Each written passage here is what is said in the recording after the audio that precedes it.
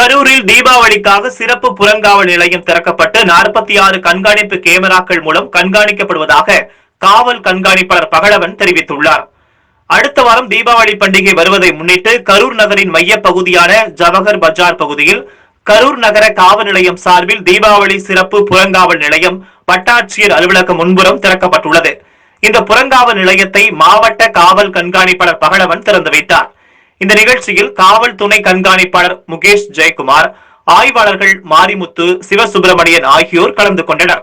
கரூர் நகரில் பொதுமக்கள் அதிகம் கூடும் பகுதிகளான கோவை சாலை, ஜவஹர் பஜார், பேருந்து நிலையம், மேற்கு பிரதர்சனம் சாலை உள்ளிட்ட நகர் பகுதிகளில் 46 கண்காணிப்பு கேமராக்கள் மூலம் கண்காணிக்கப்படுவதுடன் 3 தொலைதூர கண்காணிப்பு கேமராக்களும் 2 ட்ரோன் கேமராக்கள் மூலம் கண்காணிக்கப்படுவதாக கண்காணிப்பாளர் பகலவன் தெரிவித்தார்.